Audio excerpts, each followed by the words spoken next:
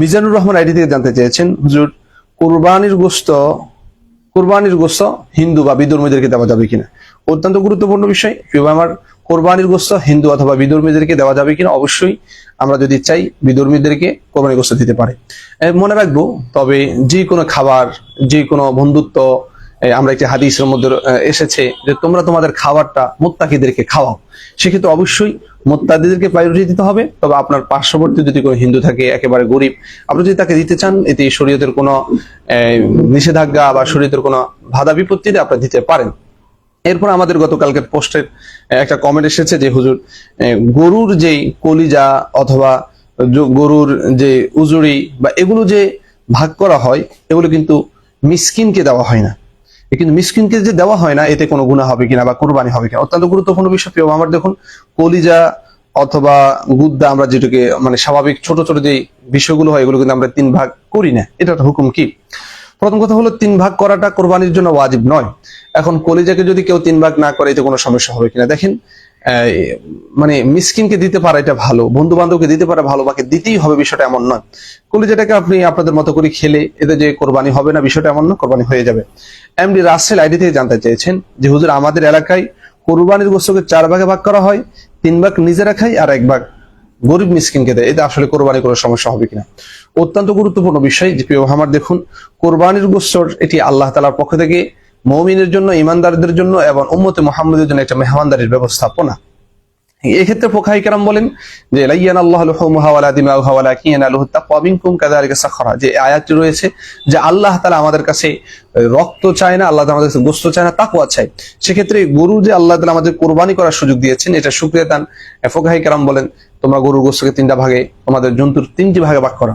একটি ভাগ হলো তোমরা গরিব মিসকিনকে দাও, আরেকটি ভাগ তোমাদের বন্ধু বান্ধবদেরকে দাও, আরেকটি ভাগ তোমরা নিজেরা খাও। সেক্ষেত্রে এটা যে ওয়াজিব বা ফরজ এমন না, বরং এটাকে মুস্তাহাব বলা হচ্ছে। এটা শরীয়তের দৃষ্টিকোণ থেকে যাতে করে মানুষ বেশি বেশি দিতে পারে, এটার জন্য একটি পথ দেখাচ্ছে। এখন যদি কেউ 4 ভাগ করে, 1 ভাগ যদি মিসকিনের জন্য রাখে, 3 ভাগ যদি নিজেদের জন্য রাখে, এতে কোরবানি হবে কিনা? আমরা বলবো কোরবানি হয়ে যাবে। তবে মনে রাখবো, এই কোরবানি হওয়া ক্ষেত্রে আমরা যদি 3 ভাগে যদি অনুসরণ করি, সেটা আরো বেশি ভালো। তাহলে আমাদের পাওয়াটা বেশি গরিবরা পাইল। মনে রাখবেন, আমি যা খাবো তা তো শেষ, কিন্তু আমি যা দিব তা কিন্তু আমার জন্য থেকে গিয়েছে। এই জন্য এমডি রাসূল হোসেন আইডিতে যেটা যে বিষয় জানতে চেয়েছেন যে 5 ভাগে ভাগ করলে হবে কিনা, 5 ভাগে ভাগ করলে হয়ে যাবে, কোনো সমস্যা নেই। এরপরে এমডি শাহ আলম আইডি থেকে জানতে চেয়েছেন যে গরু দেখতে, যদি এমডি রোবেল ভাই এবং শাহ আলম ভাই উভয়জনে জানতে চেয়েছেন যে গরু দেখতে 2 বছর কিন্তু 15 মাস অথবা 16 মাস হয়েছে। বর্তমান সময় আমরা জানি ইনজেকশন পুস্ট করে গরুকে অনেক মোটা করে ফেলে, বা কিছু গরু আছে যে শারীরিকভাবে অনেক হৃষ্টপুষ্ট, দেখতে 2 বছরের মতো লাগে, সেই গরু দিয়ে কোরবানি করলে কোরবানি হবে কিনা? অত্যন্ত গুরুত্বপূর্ণ বিষয় যে আসলে ওই ধরনের গরু দিয়ে কোরবানি করলে হবে কিনা। মনে রাখবো, জন্তুর বয়স সীমার ক্ষেত্রে যে ছাগল এবং বেড়া অথবা দুম্বা, এগুলোর ক্ষেত্রে অবশ্যই 1 বছর শর্ত, আর গরু মহিষ এগুলোর ক্ষেত্রে আমরা জানি 2 বছর শর্ত, আর ওটার ক্ষেত্রে 5 বছর শর্ত। এখন একটা মাসালা হলো, বেড়া আর ছাগল 1 বছর হতেই হবে, কিন্তু দুম্বা 6 মাস, কিন্তু দেখতে কিন্তু 1 বছর মতো মনে হয়। ফিকির কিতাবের মধ্যে রয়েছে এভাবে। সেটাকে যদি গরু ছাগলের পালের মধ্যে অথবা দুম্বার 1 বছরের পালের মধ্যে ছেড়ে দেওয়া হয়, যদি তাকে দেখতে মনে হয় যে সেটা 1 বছর হয়েছে, তাহলে অবশ্যই সেই দুম্বা দিয়ে কোরবানি করা যায় হবে। এখন এইটাকে অনেকে আমরা গুলিয়ে ফেলেছি যে গরু যদি 15-16 মাস অথবা 20 মাস হয়, যদি দেখতে এটা কোরবানি অর্থাৎ 2 বছর গরুর মতো দেখা যায়, তখন সেটা দিয়ে কোরবানি হয়ে যাবে। আসলে বিষয়টা এমন নয়, বরং গরুর জন্য অবশ্যই 2 বছর হতে হবে। 2 বছর না হলে কোরবানি কোনোভাবেই হবে না। এরপর একবার জানতে চাইছেন, যে জন্তুর কানের অথবা লেজের 1 অথবা অর্ধেক যদি কাটা থাকে, তাহলে তার কোরবানি হবে কিনা? দেখেন, অর্ধেক অথবা 1/3 অংশ যদি একবার যদি লেজ কাটা থাকে, অবশ্যই সেই গরু দিয়ে কোরবানি করলে কোরবানি হবে না। এরপর আপনি রাজু আইডি থেকে জানতে চেয়েছেন যে শিং টোটালি উঠে নেয়, সেই গরু দিয়ে কোরবানি করলে কোরবানি হবে কিনা। আমরা কারা কারা দেখছি, অবশ্যই আমাদেরকে লাইক এবং কমেন্ট এবং শেয়ার করে জানাবেন। আপনি কোথেকে দেখছেন, আমাদের সাউন্ড ক্লিয়ার কিনা, সেই বিষয়টি আমাদেরকে জানাবেন।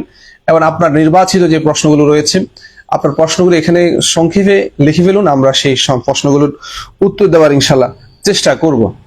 এখন যে বিষয়টি, সেটা হলো শিং না উঠলে কোরবানি হবে কিনা। আমরা বলবো, শিং যদি একেবারে না উঠে, কিছু গরু আছে, কিছু গরুর জাত রয়েছে যে টোটালি শিং উঠে না, সেই গরু দিয়ে কোরবানি করলে অবশ্যই কোরবানি হয়ে যাবে। শিং যদি ভাঙা থাকে, সেই গরু দিয়ে কোরবানি করলে কোরবানি হবে। তবে একেবারে গোড়া থেকে যদি শিং উঠে যায়, সেই গরু দিয়ে কোরবানি করলে কোনোভাবেই কোরবানি হবে না। এরপরে হারাম টাকা উপার্জনকারীর সাথে কোরবানি করা যায় কিনা। অত্যন্ত গুরুত্বপূর্ণ বিষয়, যে ব্যক্তি হারাম টাকার উপার্জনকারী সেই কোরবানি করলে তার উপরে কোরবানি ওয়াজিব হবে না, কোনোভাবেই কোরবানি তার কোরবানি আদায় হবে না। এখন তার সাথে যদি আপনি সম্পৃক্ত হন তারও কোরবানি হবে না। এরপর আরিফ ভাই জানতে চেয়েছেন যে সুদী ব্যাংকে চাকরি করে, সুদী ব্যাংকে চাকরি করার ফলে তার সাথে যদি কোরবানি দেওয়া হয়, সে ওই টাকা দিয়ে কোরবানি দিচ্ছে, তার কোরবানি হবে কিনা। তারও তো কোরবানি হবে না, যারা তার সাথে শরীক হবে তারও কোরবানি হবে না। এরপরে আমরা মিজানুর রহমান ভাই জানতে চেয়েছেন যে যদি 3 জন ব্যক্তি তার মায়ের নামে টাকা তুলে একসাথে নাম কোরবানি দেয় তাহলে কোরবানি হবে কিনা, বা এটার সিস্টেমটা রুলসটা কিভাবে হবে। অত্যন্ত গুরুত্বপূর্ণ বিষয় প্রিয় ভাই। দেখুন, কোরবানির ক্ষেত্রে 7 শরীক হতে হবে। এখন যদি এরকম হয় যে 4 জন মিলে একটা শরীক ক্রয় করে নিয়েছে তারপরে কোরবানি দেয়, তখন এটা কোরবানি হবে কিনা। স্বাভাবিক ভাই যে বিষয়টি জানতে চেয়েছেন যে তাদের মায়ের নামে তারা 4 জন মিলে কোরবানি দিবে, 4 জন মিলে কোরবানি দিবে, অর্থাৎ 4 জনের টাকা জমে তার মৃত মায়ের নামে দিবে, তখন এভাবে জায়েজ হবে কিনা। এক্ষেত্রে একটু জটিলতা তৈরি রয়েছে বা অনেকগুলো সুরত রয়েছে। সেক্ষেত্রে ফোকাহি কেরামের সবচেয়ে আওলা সুরত যেটি, সেটি হলো এক ভাইকে সব টাকার মালিক বানিয়ে দিবে, তখন সে ভাই তার নামে কোরবানি দিবে, অথবা তার মায়ের নামে কোরবানি, তার মায়ের পক্ষ থেকে কোরবানি দিবে, এভাবেই কোরবানি দিলে কোরবানি হয়ে যাবে।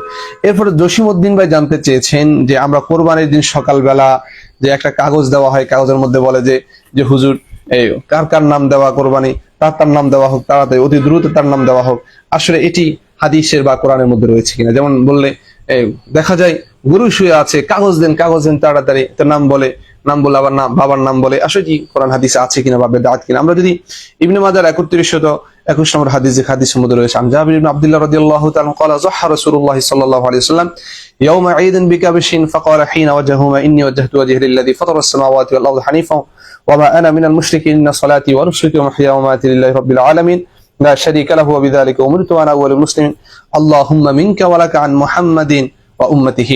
রাসূল করিম সাল্লাল্লাহু আলাইহি ওয়াসাল্লাম হাদিস থেকে আমরা বিস্তারিত যে ইন্নী ওয়াজ্জাহতু এটি পড়েছেন রাসূল, এরপরে ইন্না সালাতি পড়েছেন, লা শারীকা লাহু পড়েছেন, পরে বলছে আল্লাহুম্মা মিনকা, আমার পক্ষ থেকে, আল্লাহুম্মা মিনকা, তো হে আল্লাহ যে আমাদের পক্ষ থেকে এবং আমার উম্মত যারা রয়েছে তাদের পক্ষ থেকে কবুল করেন। সেক্ষেত্রে ফুকাহায়ে কেরাম বলেন, এই জন্য বলেন যে এই ক্ষেত্রে আল্লাহুম্মা মিন্নির জায়গা যদি কোনো কারো পক্ষে দেখা হয় তখন বলে আল্লাহুম্মা মিন আব্দুল্লাহ, আল্লাহুম্মা মিন ফুলানুন ওয়া ফুলানুন ওয়া ফুলান, অমুকের নামের পক্ষ থেকে আল্লাহ তাআলা আপনি কবুল করুন। এই জন্য তমুকের নাম বলাটা আসলে কোরআন হাদিসে আছে কিনা এটি অবশ্যই হাদিস সমর্থিত, এটাকে বেদাত বলার কোনো সুযোগ নেই। এই জন্য আমরা যারা কোরবানি দিব আমরা আগেই নামটা লিপিবদ্ধ করে রাখবো, আর নয় হুজুর যখন দোয়া করবে আল্লাহুম্মা আমিন তখন দোয়া নাম বলবে, উনি নাম মুখে মুখে বলবে, তখনও কিন্তু হয়ে যাইতে কোনো সমস্যা নেই। তাছাড়া নাম যে বলতেই হবে এটা শর্ত নয়, নাম না বললেও কিন্তু যাদের পক্ষ হয়ে কোরবানি দিবেন কোরবানি হয়ে যাবে।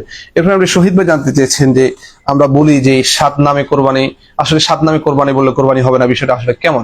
দেখেন, আমরা অনেকে মনে করি যে 7 নামে কোরবানি দেবো, আসলে কারো নামে কোরবানি না, এটা বলার আমাদের একটি দৃষ্টিভঙ্গি ভিন্ন। আমরা বলবো যে আমরা 7 জনের পক্ষ থেকে কোরবানি দেওয়া হচ্ছে, কোরবানি তো হবে শুধুমাত্র আল্লাহ তাআলার নামে, যে আল্লাহ তাআলার নামে কোরবানি হচ্ছে।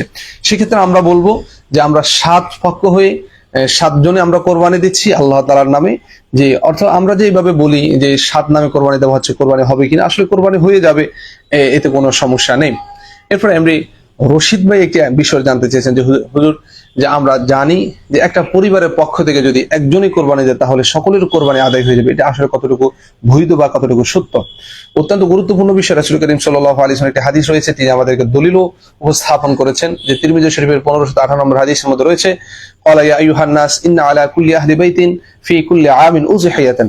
রাসূল করিম সাল্লাল্লাহু আলাইহি ওয়াসাল্লাম যে হে মানব সবাল, হে লোক সকল, ইন্না আলা কুল্লি আহলি, প্রত্যেক পরিবার থেকে, ফি কুল্লি আমিন উযহিয়া, যাতে করে সর্বসাধারণ প্রত্যেক পরিবার থেকে যাতে করে একটা কোরবানি দেওয়া হয়। এটি আসলে উনি হাদিস থেকে বলতেছে যে 51ভুক্ত যে পরিবারগুলো রয়েছে একজনের নামে কোরবানি দিলে কোরবানির বিধানটা আদায় হয়ে যাবে। দেখেন, এই হাদিসের মধ্যে আবু দাউদের হাদিসের ব্যাখ্যার মধ্যে রয়েছে এই হাদিসটা হলো রহিত, এই হাদিসটার আমলযোগ্য না। কারণ আমরা জানি ইবনে মাজার 3123 নম্বর হাদিসের মধ্যে রয়েছে, মান কানা লাহু সাআতুন ওয়া লাম ইউযাহি ফালা ইয়াকরাবান্না মুসাল্লানা, যে ব্যক্তির সামর্থ্য রয়েছে সে যদি কোরবানি না দেয় সে যাতে করে ময়দানে ঈদগাতে না আসে। দেখেন কত বড় ধমকের কথা। আমরা মনে করি যে 51ভুক্ত পরিবারের মধ্যে দেখা যায় 7 ভাই একের সাথে আছে, কিন্তু 7 ভাইয়ের অনেক টাকা রয়েছে, তারা বাবার নামে কোরবানি দেয়। দেখেন, শুধু বাবার নামে কোরবানি দিলে যে সবার পক্ষে কোরবানি আদায় হয়ে যায় বিষয়টা এমন নয়। বর্তমানে এমন 4 মাযহাবের ফতোয়া হলো যে যার সামর্থ্যবান, যেমন 90,000 টাকা বা 1 লক্ষ টাকা সম্পদ হাজত আসলিয়ার বাহিরে রয়েছে, তাদের উপরে কোরবানি ওয়াজিব। শুধু বাবার নামে কোরবানি দিলেই হবে বিষয়টা এমন নয়, বরং যাদের সামর্থ্য টাকা রয়েছে তাদের পক্ষ থেকেই কোরবানি দিতে হবে।